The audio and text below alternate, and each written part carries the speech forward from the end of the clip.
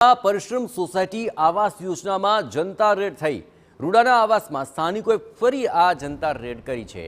ભાડાના ફ્લેટમાં દારૂની મહેફિલ થતી હોવાનો છે આક્ષેપ અને આવાસ યોજનાના ફ્લેટ ભાડે આપવાનું કારસ્તાન સામે આવી રહ્યું છે।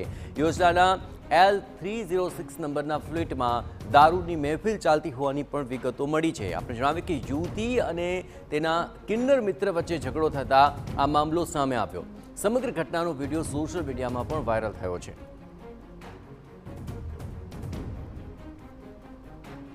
તો રૂડાના આવાસમાં દારૂની મહેફિલનો આ મામલો સામે આવ્યો। પરિશ્રમ સોસાયટી આવાસ યોજનામાં તેને કારણે જનતા રેડ પાડવામાં આવી અને ભાડાના ફ્લેટની અંદર આ દારૂની મહેફિલ ચાલતી હોય તેનો એક વિડીયો પણ સામે આવી રહ્યો છે કે જેની અંદર આ આખી ઘટના જોવા મળી છે। યુવતી અને તેના મિત્ર વચ્ચે ઝઘડો થયો અને તેને કારણે આ આખો મામલો સામે આવી શક્યો। ઘટનાનો વિડીયો સોશિયલ મીડિયામાં વાયરલ કરી દેવાયો છે। વધુ વિગતે વાત કરવા જોડાઈ રહ્યા છે TV9 સંવાદદાતા મોહિત ભટ્ટ। મોહિત, વિડીયોની અંદર ઘણી બધી બાબતો સ્પષ્ટ થઈ જાય છે। આખરે કઈ રીતે આ મામલો સામે આવ્યો અને હવે તેને લઈને કોઈ કાર્યવાહી? સ્પષ્ટપણે જે રાજકોટમાં જે આવાસના મકાનો આવેલા છે તેમાં ગેરરીતિ થતી હોવાની ફરિયાદ છે તે અવારનવાર ઉઠતી હોય છે।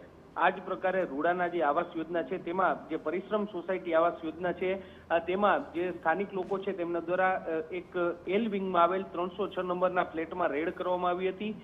આ ફ્લેટ છે તે ગેરકાયદેસર રીતે ભાડે આપવામાં આવ્યો હતો અને એટલું જ નહીં પરંતુ આ જે ફ્લેટની અંદર એક યુવતી અને તેના કિન્નર મિત્રો વચ્ચે જે દારૂની મહેફિલ છે તે થતી હોવાનો સ્થાનિક લોકો આક્ષેપ છે તે લગાવી રહ્યા છે। હાલ સમગ્ર મામલાનો વિડીયો છે તે વાયરલ થયો છે અને જે સ્થાનિક લોકો છે તેનું કહેવું છે કે આ પ્રકારે ગેરકાયદેસર રીતે જે રીતે ભાડે આ ફ્લેટ છે તે આપવામાં આવે છે તેની સામે કાર્યવાહી થવી જોઈએ અને અવારનવાર આ જે તત્વો છે તેમના દ્વારા જે કાયદો પણ હાથમાં લેવામાં આવી રહ્યો છે જેને લઈને પણ કાર્યવાહી થવી જોઈએ તેવી માંગ ઉઠી છે। જી બિલકુલ, મોહિત, તમામ ગતિવિધિઓ પર આપ નજર રાખતા રહેજો। હવે સમગ્ર ઘટનાને લઈને આગામી દિવસોમાં શું કાર્યવાહી થાય છે તે જોવું મહત્વપૂર્ણ બની રહેશે।